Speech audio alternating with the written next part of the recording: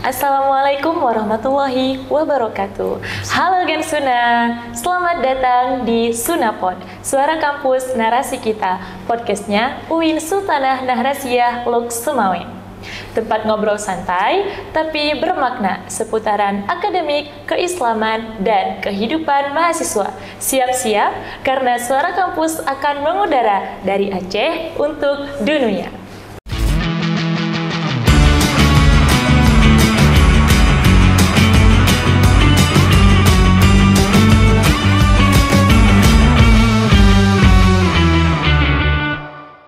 Di episode kali ini, saya Salma Nadia akan menemani kita semua untuk berbincang santai seputaran Hari Kesaktian Pancasila. Tapi saya nggak sendiri nih, hari ini telah hadir bersama kita sosok narasumber yang sangat luar biasa, yaitu Bapak Baikuni Hasbi, PhD. Beliau merupakan dosen yang berfokus kepada sejarah global muslim, Aceh, Indonesia, dan politik internasional. Dan juga beliau merupakan Kepala Pusat Penelitian di LPPM UIN Sultanah Nahrasiyah Lok Sumawe.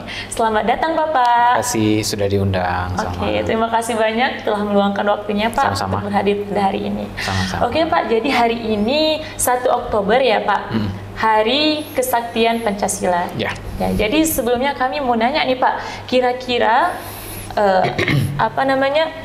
sebelum kita membahas lebih lanjut, alangkah baiknya kayaknya kita tahu dulu nih Pak, apa sih yang dimaksud dengan Hari Kesaktian Pancasila menurut Bapak? Baik, untuk bisa paham Hari Sakti Pancasila, kita harus melacak bukan di hari saktinya, tapi di hari lahirnya. Jadi sebelum sakti dia harus lahir dulu. Yeah. Hari sakti kan 1 Oktober 1965, hari lahirnya 1945-an. Jadi sesaat setelah, nggak berapa lama setelah kemerdekaan Indonesia. Nah, sebelum kita ngomong sakti, kita ngomong lahirnya dulu, karena lahirnya inilah yang landasan filosofisnya. Kesaktian yang 1 Oktober 65 itu muncul karena ada landasan filosofisnya. Yang pertama, Pancasila itu ide atau konsep kenegaraan yang yang diutarakan oleh bapak bangsa kita, Bung Hatta, Soekarno, dan juga tokoh-tokoh nasionalis lainnya. Dan lebih terkenalnya sebenarnya lebih ke Bung Karno, karena beliau yang memang langsung pidatonya itu tentang Pancasila. Tapi Pancasila tidak hadir langsung, oh ini Pancasila, ini landasan kita, tanpa ada sejarahnya dari mana kok bisa muncul ide itu. Nah, untuk bisa paham kenapa bisa muncul Pancasila di Indonesia, itu kita harus melihat 50 tahun sebelum itu, karena penjajahan Eropa dan Barat lebih utamanya, lebih luasnya itu, mereka juga menawarkan ideologi-ideologi yang cukup berbeda. Nah, Pancasila adalah respon kreatif nasionalis Indonesia, Bung Hatta dan juga Soekarno, terhadap ideologi tersebut. Ideologinya apa? Yang pertama, penjajahan Eropa dan Barat itu membawa ideologi liberalisme, artinya kebebasan individual, hak yang sangat berhubungan dengan kapitalisme. Praktek secara ideologinya terkesan, wah bebas individual kan hal yang sangat baik. Nah, tapi pada prakteknya Bung Karno dan Hatta dan tokoh nasionalis itu melihat bahwa ternyata mereka ngomong aja liberal ini, tokoh-tokoh liberal penjajah ini mereka ngomongnya aja bebas, semua orang punya hak untuk kebebasan. Ternyata ketika prakteknya kita orang Indonesia nggak diberikan kebebasan, kita dijajah. Jadi mereka melihat kayak hipokrit, ya istilahnya kayak kesenjangan yang sangat luar biasa. Mereka ngomong kebebasan, semua orang punya hak untuk menentukan nasib bangsanya sendiri. Semenjak 1920-an itu muncul ide penentuan nasib bangsa. Tapi ngomongnya doang kayak gitu. Prakteknya kita terus-terusan dijajah, kita minta merdeka, mereka nggak kasih. Sehingga setelah Perang Dunia Kedua, baru setelah kita paksa, kita terus-terusan meminta merdeka, baru kemudian kita dibebaskan. Itu pertama. Ada ideologi berikutnya, yaitu komunisme. Komunisme ini juga lawan daripada liberalisme kapitalis. Komunisme ini mereka ingin hidup, memberikan hak kepada semua orang, setara semuanya. Nggak ada lagi perbedaan kelas. Cuman di saat yang bersamaan, praktek-praktek komunisme ini yang kemudian orang-orang pemikir-pemikir kita juga curiga ini komunisme, tapi kenapa ranah aspek agama nggak masuk ke situ. Yang pertama, mereka susah menerima aspek agama. Bukan berarti nggak ada ya, ada tokoh Indonesia yang mencoba memadukan antara komunisme dengan agama, tapi itu juga masih susah diterima. Nah, saya kayak ada Haji Misbah yang mencoba menggabungkan antara Islam dengan komunisme. Soekarno sendiri juga mencoba menggabungkan antara komunisme, Islam dan nasionalisme yang terkenal dengan Nasakom. Tapi itu semuanya adalah hasil pemikiran orang lokal. Ya, jadi bukan nggak mesti langsung ada dari barat langsung masuk ke kita. Nah, yang terakhir, yang ini yang sangat berbahaya, itulah fasisme. Jadi konteksnya 1920 itu komunisme muncul, liberalisme sebelumnya, dan juga semenjak 1930-an itu muncul sebuah ideologi baru yang berbahaya, fasisme. Fasisme ini kalau kita lacak berarti muncul dari Italia, Mussolini. Kalau pernah dengar nama Mussolini, kemudian juga gabung juga Hitler di situ. Fasisme itu sebenarnya juga respon terhadap ketidakadilan yang sudah ditawarkan oleh penjajahan liberalisme dan kapitalisme.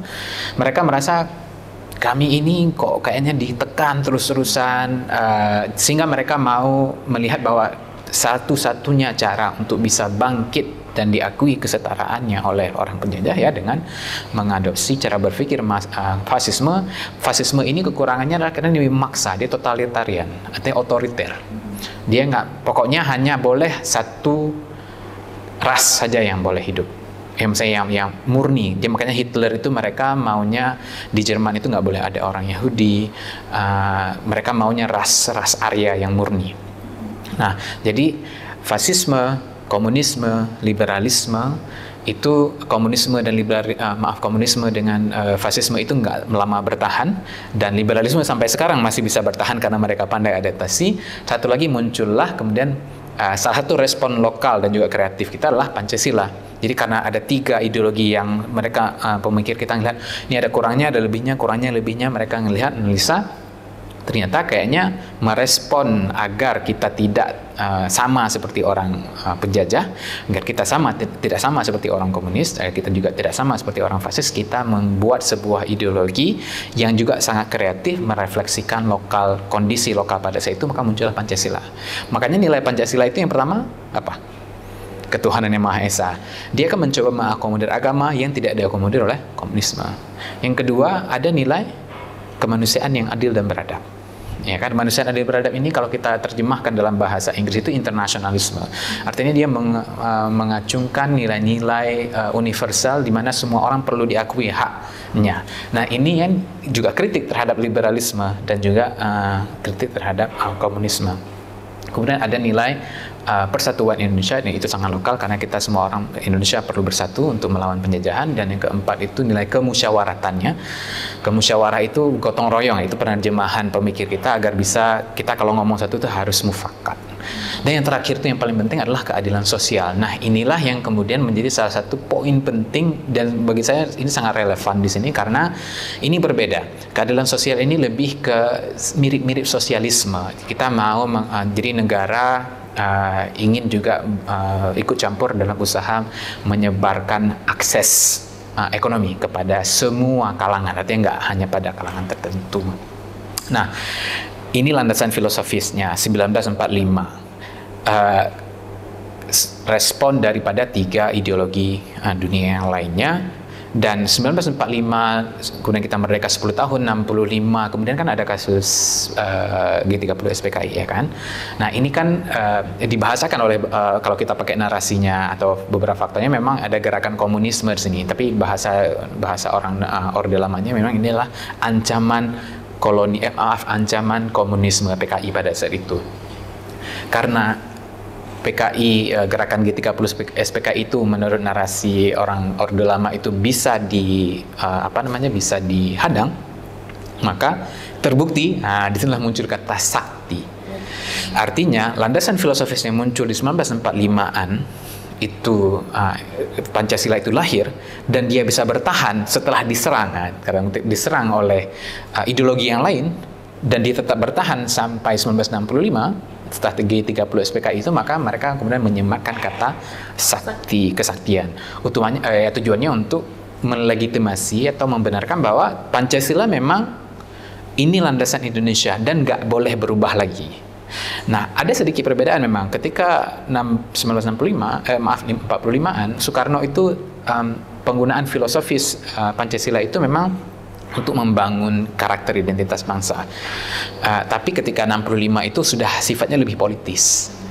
Jadi kata kesaktian itu sangat terikat dengan dengan konteks politik pada saat itu. Walaupun kita zaman sekarang ya nggak mesti memahami hanya sebagai politis saja.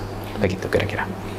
Kemudian Pak, ini kan kita memang negara Indonesia. Kemudian bagaimana pandangan Bapak mengenai nilai-nilai Pancasila jika diterjemahkan dalam konteks keislaman? Apalagi kan kita Aceh kan Pak. Saya kebetulan memang baru buat penelitian tahun lalu ya tentang Samudra Pasai memang, dan memang menemukan langsung walaupun kalau saya bilang nilai-nilai Pasai ada di Pancasila kesannya kayak maksain kayak gitu ya. Tapi saya mungkin jangan saya bilang ada nilai-nilai Pasai dalam Pancasila, karena kesannya Pasai kan muncul lebih awal daripada Pancasila. Jadi saya bisa bilang paralel. Jadi daripada kita memasukkan, kita bilang mereka punya karakter yang sangat mirip dan saling mendukung. Contohnya misalnya di ketuhanan yang Maha Esa, keadilan sosial, kemudian juga ada sila kedua, kemanusiaan yang adil dan beradab. Ini sangat merefleksikan tinjauan saya terhadap karakter Pasai, kerajaan Kesultanan Pasai dahulu. Itu kalau kita baca hikayat Raja-Raja Pasai dan juga bagaimana hikayat itu mencoba istilahnya kayak menjahit berbagai macam budaya yang nggak hanya ada di Pasai, tapi juga kalau misalnya kalian coba lihat sekali ke daerah-daerah batu nisan kerajaan kesultanan yang ada itu, di situ sangat beragam, mulai dari kebudayaan. Contoh misalnya kayak di batu nisan kita itu ada ada gambar semacam motif bunga teratai. Nah, bunga teratai ini kalau kita lacak sebenarnya dia punya sejarahnya di kebudayaan yang lain. Salah satunya adalah di kebudayaan Indik. Kalau kita pakai secara istilah umumnya Indik atau Hindia Buddha kayak gitu ya, Hindu Buddha itu. Nah, tapi ketika Islam datang, hal-hal seperti itu nggak langsung dihilangin, nggak langsung diganti jadi kaligrafi yang sangat Arab sentris, tapi diinkorporasi. Artinya ada nilai-nilai yang dilihat, oh ini kayaknya tidak bertentangan dengan kebudayaan Islam. Jadi kita masukkan saja mereka dan ditambahkan nisbah-nisbah, artinya keislaman, nilai-nilai keislaman. Kalau bahkan ada penelitian terbaru bilangnya nisan kita itu ada puisi dalam bahasa Persia. Jadi kita bisa melacak Persia, kita bisa melacak kebudayaan agama yang lain, kita juga bisa melacak beragam macam identitas yang ada dalam Pasai. Nah, keberagaman ini kalau kita terjemahkan ke dalam Pancasila apa? Bhinneka Tunggal Ika. Nah, jadi keberagaman ini sangat cocok paralel dengan nilai Pancasila. Nah, kalau kita pakai bahasa Pancasilanya, otomatis berarti memang Pancasila itu merefleksikan keberagaman. Pancasila hadir karena memang karakter natural Indonesia. Masyarakat di Indonesia dari dahulu sampai sekarang memang beragam. Nggak mungkin memaksakan satu hal. Nggak mungkin memaksakan satu yang dominan. Makanya kata Bhinneka Tunggal Ika yang diadopsi di abad 20 itu sebenarnya bukan Pancasila yang dipaksakan ke kita, tapi Pancasila lahir dari karakter keberagaman itu. Nah, begitu dia. Kemudian Pak, dari sudut pandang Bapak sebagai dosen ya Pak, bagaimana Bapak melihat pemahaman dan sikap yang katanya sekarang Gen Z terhadap Pancasila saat ini? Kamu Gen Z, bukan? Ya, Gen Z. Gen Z, oke. Gen Z biasanya bener nggak? Ini saya konfirmasi dulu. Iya. Gen Z biasanya suka main sosial media dan nggak terlalu dekat dengan realitasnya.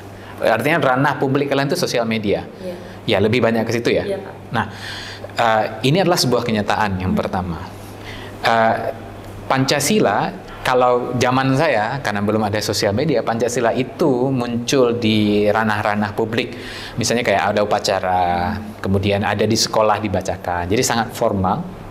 Tapi kan saya ngelihat Gen Z ini sebenarnya lebih aktif di sosial media dan mereka merefleksikan langsung. Jadi kalau dulu kita cuma diajarin Pancasila ini, hafal ini, buatnya seperti ini. Tapi Gen Z itu istilahnya mengejawantah. Karena apa sih bahasanya, mewujudkan nilai-nilai Pancasila itu tidak banyak di ranah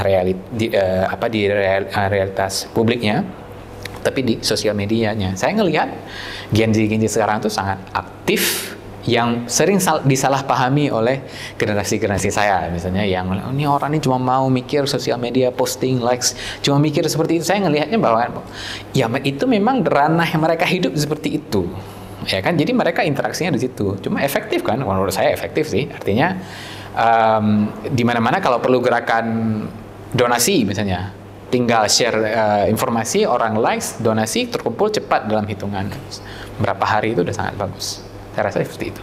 Bahkan yang baru kita posting aja langsung ramai kayak gitu. Ya, engagement itu ya yang memang masif ya. Kalau pakai istilahnya saya ini adalah nomad. Nomad itu artinya orang yang pindah dari generasi milenial yang hidup ada digitalnya tapi tetot kami digitalnya, mau koneksi itu masih pakai lama gitu. Jadi kami sangat tidak terlalu terbiasa, tapi kemudian semenjak 2000 ke atas, 2010 ke atas kami harus migrasi. Nah, saya adalah generasi nomad. Nah, kalau kalian tuh bukan generasi nomad. Kalian itu memang natif. Orang asli yang hidup di zaman digital.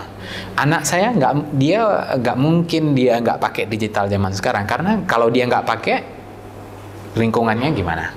Pakai semua, jadi kalian memang hidup di dalam dunia itu. Dunia kita berbeda. Ya, kira-kira seperti itu. Oke, karena ini hidup di zaman digital ya Pak, kan itu banyak tuh Pak ideologi atau pemahaman baru yang masuk ke Indonesia. Menurut Bapak, apa sih tantangan terbesarnya bagi mahasiswa dalam mempertahankan nilai-nilai Pancasila? Tantangan yang paling besar sebenarnya menurut saya adalah mahasiswa itu harus berani jujur. Jujur itu artinya gini, jujur bukan berarti nggak bohong ya, bukan itu ya, itu benar, tapi nggak sesimpel itu. Jujur artinya gini, reflektif. Jadi sebenarnya saya gini, kalau salah satu menurut saya ancaman terbesar adalah ketika kita melihat segala dunia sosial media yang dijual dunia sosial adalah sosmed adalah konsumtifnya. Kalau Instagram itu kayak ada kayak stereotype. Kalau Instagram tuh yang perfect semuanya, itu gambarnya harus gimana gitu, perempuan tuh harus kayak gini ya, berasa pokoknya gini. Kalau ke Instagram saya yang paling jelek rasanya, kayak gitu rasanya ya kan. Kalau ke TikTok saya yang paling miskin, karena orang lain ngomongnya ya dolar kayak gitu kan. Artinya ini kan proyeksi yang datang dari luar, yang kalau misalnya Gen Z atau kalian yang gak jujur dengan diri sendiri, saya maunya apa sih? Saya maunya apa sih? Apakah saya mau ngikut seperti ini aja?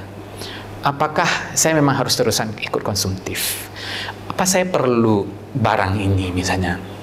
Artinya jujur itu dalam artian reflektif kepada diri sendiri. Kalian menanyakan, posisi saya sebenarnya sebagai manusia, mahasiswa, perempuan di Aceh misalnya, saya sebenarnya di mana posisinya dalam konteks sosial media ini?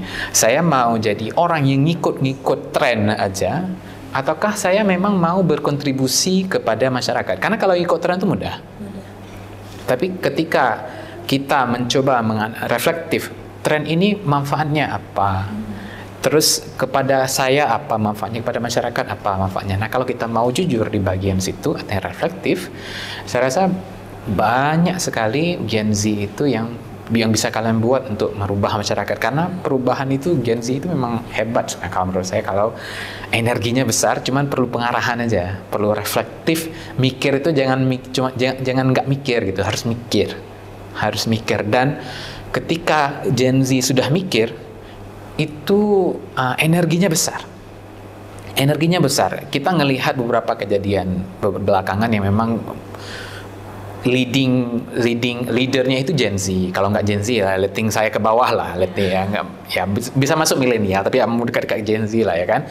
Kalian tuh leadernya di sini. Tapi ketika kalian bisa berpikir reflektif, kalian tuh bisa you're moving Indonesia gitu. Nggak cuman share lives, nggak hanya itu. Kalian memang you're moving a government. Kalian bisa mendesak perubahan.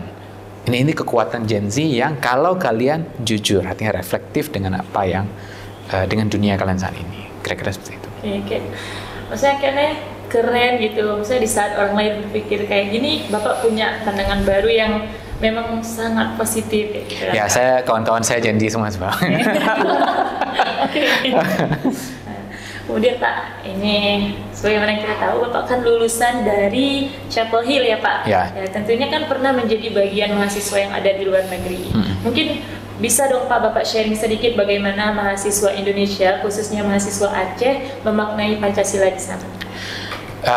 Pancasila itu kan nilainya universal ya, artinya menghormati.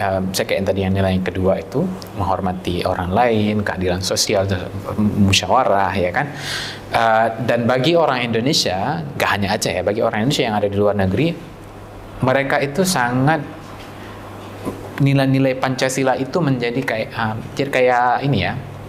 Walaupun gak akan terbilang ini nilai-nilai Pancasila, tapi muncul. Kita teringat gitu, oh saya orang Indonesia, saya punya cara berpikir seperti ini, maka saya harus merefleksikannya dalam masyarakat saya dimanapun saya tinggal. Misalnya ketika nilai keberagaman, misalnya ketika berada di luar negeri, misalnya gini, saya sempat mengajar di UNC Chapel Hill, tempat saya sekolah dulu, jadi teaching assistant, dan ada satu murid saya yang memang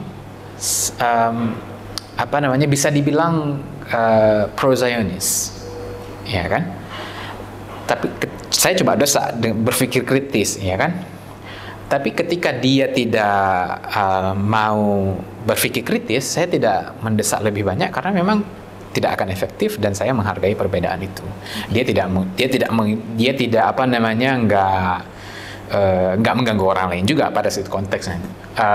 Jadi penerimaan keberagaman, bahwa saya yakin dengan apa yang saya pikirkanlah ini adalah benar, dan tapi bukan berarti keyakinan saya harus saya paksakan ke orang lain ketika dia berpikir dengan cara yang berbeda, maka ya saya harus menghormati itu. Karena disitulah persatuannya kan, di situ. Ya, kira-kira seperti itu contohnya. Kalau di Indonesia sendiri ya banyak juga kasusnya. Mendengar jawaban Bapak tentang gimana mahasiswa yang ada di luar sana kayak gitu. Jadi sekarang saya pengen tahu nih Pak, gimana sih cara mereka menunjukkan rasa nasionalismenya? Ya, satu hal yang betul-betul saya mungkin bisa dibilang culture shock ya, waktu baru sampai itu, kritisnya itu yang saya butuh waktu agak panjang untuk bisa catch up, misalnya bisa ngejar cara berpikir kritis mereka itu. Jadi nasionalisme yang bagi orang Amerika pada saat itu, mahasiswa ya lebih khususnya itu, bagi mereka adalah wacana yang harus terus-terusan dibicarakan. Artinya nggak boleh tetap, dia harus terus dinamis dan dibicarakan dan harus bisa menjadi lahan kritik. Artinya dia nggak boleh menjadi sebuah ideologi yang kaku. Dia harus bisa terbuka, dan konteks ini bisa dipahami karena banyak juga yang mengkritik nasionalisme di Amerika yang eksklusif terkadang bagi komunitas tertentu, dan orang-orang yang punya privilege untuk bisa mendiskusikan ini lebih lanjut dan dengan kritis dan lebih tajam, itu mereka langsung dengan saya nggak sepakat karena seperti ini. Jadi saya kalau di kelas itu pertama kayak baru ngomong di sini mau jawab, orang lain udah ngomong gitu. Jadi kayak ting-tang gitu. Jadi cepat sekali memang diskusinya. Itu yang menurut saya sudah mulai ada. Jadi belum terbentuk, budaya kita belum terbentuk, tapi sudah mulai ada di di Indonesia, khususnya di generasi kalian. Generasi Gen Z ini sudah mulai belum bisa menerima, tapi mulai bisa menerima kalau dikritik itu bukan masalah kritik pribadi, tapi masalah cara berpikir. Artinya diskursus itu ketika di kelas saya misalnya, ketika ada yang nggak sepakat, saya sangat menyarankan tolong kalian tantang saya, tolong kalian tidak sepakat dengan saya, karena ketika kebersamaan kita bisa menerima ide yang berbeda itu karena dari dialog yang tadi. Walaupun kita sama-sama nggak sepakat, oke, saya bilang saya nggak sepakat dengan kamu, tapi nggak apa-apa. Di kelas saya juga sering seperti itu. Oke, kita punya pandangan yang berbeda dan itu nggak apa-apa, selama kita nggak saling mengganggu, ya kan? Kira-kira itu. Oke Pak, kalau bisa kita lihat lagi nih dari mahasiswa yang ada di luar sana sama mahasiswa kita yang ada di sini, kira-kira perbandingannya sangat besar atau memang gimana ya, menurut Bapak perbandingannya itu besar atau gimana Pak? Perbandingan apa nih? Perbandingan rasa nasionalisme yang ditunjukkan sama mahasiswa di luar sama dengan mahasiswa yang ada di sini. Perbandingan nasionalisme mereka sebenarnya susah sih dibandingin karena ekspresifnya beda. Kita ekspresi nasionalisme kalian gimana? Biar bisa saya kasih contoh lebih konkret. Kalau kalian mengekspresikan rasa nasionalisme, misalnya Salma gimana merefleksikannya? Ya biasanya kan kalau misalnya ada kejadian-kejadian di suatu negara atau yang ada di Indonesia itu biasanya kami upload atau posting di sosmed kayak gitu, follow up sama yang lain. Walaupun kita nggak harus terjun kayak gitu. Nah di sana juga tentunya seperti itu juga. Tapi juga di saat bersamaan mereka berani ngomong gitu. Saya juga cinta misalnya Amerika ya. Saya cinta dengan Amerika. Karena saya cinta Amerika, maka saya nggak sepakat dengan kamu. Kamu nggak boleh kayak gini. Kamu nggak boleh. Jadi mereka itu tidak melihat perbedaan, perdebatan, bahkan pertentangan, kontestasi, persaingan antara kelompok itu sebagai sebuah hal yang buruk. Enggak. Kontestasi antar cara mereka mengekspresikan nasionalisme itu terserah buruk nggak buruk itu kan sangat subjektif. Ada orang yang sangat mengunggulkan keunggulan ras kulit putih, itu kan ada white supremacy di Amerika. Nah tapi di saat yang bersamaan, walaupun mereka white supremacist, tapi karena mereka menghargai perbedaan itu, mereka nggak saling ganggu kayak gitu. Jadi selama nggak saling ganggu mereka nggak apa-apa. Tapi kalau udah saling ganggu itu hukum, udah main hukum jadinya. Nah kira-kira seperti itu. Jadi dua-duanya bilang, yang white supremacist mereka bilang saya cinta Amerika, yang orang yang cukup terbuka juga bilang saya cinta orang Amerika gitu. Oke Pak, kira-kira menurut Bapak apa sih peran penting bagi mahasiswa untuk tetap hidup di tengah perubahan zaman dalam menerapkan Pancasila? Mungkin kata kuncinya yang menurut saya perlu muncul itu adalah jujur tadi ya, artinya reflektif. Kalian harus bisa berpikir secara jujur dengan diri sendiri. Jujur artinya bukan saya bohong diri sendiri, bukan kayak gitu. Jujur artinya sangat reflektif bahwa ini tantangan dari luar, artinya dari luar diri kita sendiri, cara berpikir apapun itu, kita harus bisa merefleksikan ini mewakili saya nggak sih, mewakili nilai-nilai yang saya percayai nggak sih. Misalnya kayak gini, ketika kita punya nilai, kan manusia punya nilai artinya gini, prinsip bisa kita bilang mungkin lebih familiar. Kita punya prinsip. Ketika ada fenomena, ada kebudayaan yang datang dari luar, kemudian kita merasa bahwa ini kayaknya keren, gitu. Kalau kita ikuti keren, maksudnya karena kita mau ikut dengan tren global. Tapi sebelum itu kita perlu nanya, ini merefleksikan nilai-nilai saya nggak sih? Nah, jadi nilai kritis, self-reflection, nilai kejujuran diri kita terhadap diri kita sendiri ya, itu yang saya rasa perlu terus-terusan dibangun, karena kalau udah bisa jujur dengan diri sendiri, maka ya walaupun kita bukan berarti jangan-jangan gara-gara kita udah jujur terus kita yang merasa yang enggak juga.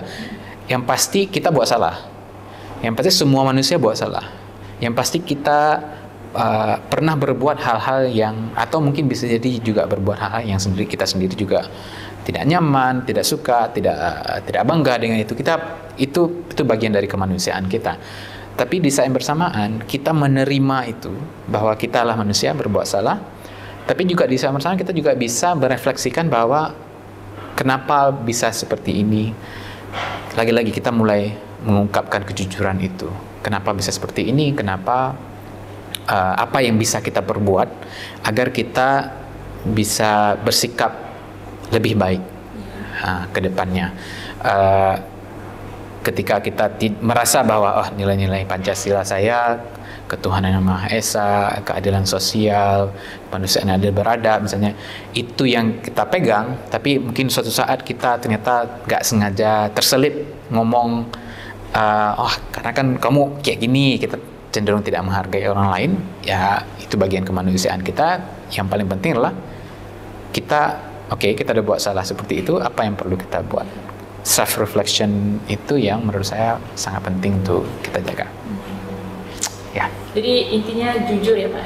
Jujur dengan diri sendiri. Jujur dengan diri sendiri. Ya. Kemudian dari banyaknya tantangan-tantangan apalagi dengan perubahan zaman saat ini, kira-kira Bapak punya nggak tips atau saran untuk kami mahasiswa, bagaimana cara kami agar bisa untuk mengaktualisasikan nilai-nilai Pancasila dalam kehidupan sehari-hari? Yang pasti, kalau sudah ada istilah bahasa Inggris itu vulnerable, ya, artinya kita membuka diri kita sendiri karena kita sudah self reflection nih tadi, kemudian kita bisa membuka being vulnerable, menjadi bahasa Indonesianya agak susah bahasanya kayak rapuh, tapi rapuh kesan negatif kan. Tapi being vulnerable, kita berani membuka diri. Ini yang kemudian bisa membuka peluang-peluang hal yang kita nggak terpikirkan untuk masa depan kita. Jadi mulai dengan self reflection tadi, kemudian berani menerima bahwa saya tidak sempurna, bahwa saya perlu belajar lebih banyak lagi, dan bahwa saya jujur bahwa saya tidak sempurna dan saya perlu belajar lagi. Ini bukan kelemahan. Ini adalah awal dari sebuah langkah saya yang berani. Dan ketika kita bisa menerima itu, bahwa berani artinya kita mengakui bahwa kita bisa buat salah, berani artinya kita mengakui bahwa kita banyak juga kekurangan, tapi karena kita mengakui itu dan kita mau membuka diri terhadap tantangan-tantangan yang lain, jadi kita mengaku diri kita lemah, tapi kita tetap membuka tantangan kepada orang lain atau kepada hal luar untuk kita terus dididik kayak gitu. Nah, dengan cara berpikir seperti itu, saya rasa kita akan terus bisa berkembang dan nggak berhenti. Itu yang penting, jangan berhenti. Apa pesan Bapak untuk mahasiswa, khususnya mahasiswa Aceh, agar tetap menjadi generasi yang cinta tanah air, Islami, dan berpikiran terbuka? Teruslah mencari hal yang baru. Hal yang baru. Kalau hari ini merasa bahwa kok saya kayaknya udah tahu ini, jangan berhenti di situ. Kalau kita sudah merasa, saya minimal saya sendiri ya, saya merasa saya kan udah cukup di situ. Itu artinya tanda bahwa saya harus melangkah lebih jauh. Kalau kita sudah ngerasa saya udah cukup tahu di situ, artinya kita ada lapangan yang lebih besar yang belum kita ketahui, yang perlu kita ketahui. Jangan berhenti. Orang yang berhenti, ini dia. Ada orang yang hidup tapi sebenarnya mati. Artinya badannya hidup, dia jalan-jalan, tapi dia nggak punya tujuan hidup. Artinya dia hidup kayak zombie. Artinya ya dia nggak berpikir kritis, tidak self reflection kayak gitu kan. Ada orang yang badannya mungkin mati, tapi dia terus hidup. Ya, ulama-ulama kita yang memang jasad mereka sudah tidak ada, tapi kita masih terus-terusan membahas pikiran-pikiran mereka. Nah, saya rasa memang begitulah seharusnya kita sebagai manusia. Jadi kita coba cari yang abadi ini apa. Yang abadi ini, kalau menurut saya sebagai seorang intelektual, maka saya harus menulis, saya harus terus berpikir, saya harus terus merefleksikan diri. Dan ini saja saya tunjukkan dalam tulisan. Kalau saya meninggal nanti, badan saya nggak diingat, muka saya nggak diingat, apapun dari segala fisik saya nggak ada. Tapi 100 tahun dari sekarang, kalau masih ada dunia ini, tulisan saya mungkin masih dibaca. Nah, itu menurut saya definisi yang walaupun badan saya hidup, walaupun badan saya mati, saya masih hidup di 100 tahun ke depan, insya Allah. Gitu. Baik. Masya Allah, luar biasa. Terima kasih banyak Bapak. Baik, terima kasih. Oke guys, Suna, itulah episode kita hari ini. Saksikan terus episode-episode selanjutnya. Bahkan nanti akan lebih banyak daging lagi. Mungkin nanti ada Pak Bay lagi, ya. Dan jangan pernah lewati update kita di sosial media kami. Terima kasih. Assalamualaikum warahmatullahi wabarakatuh.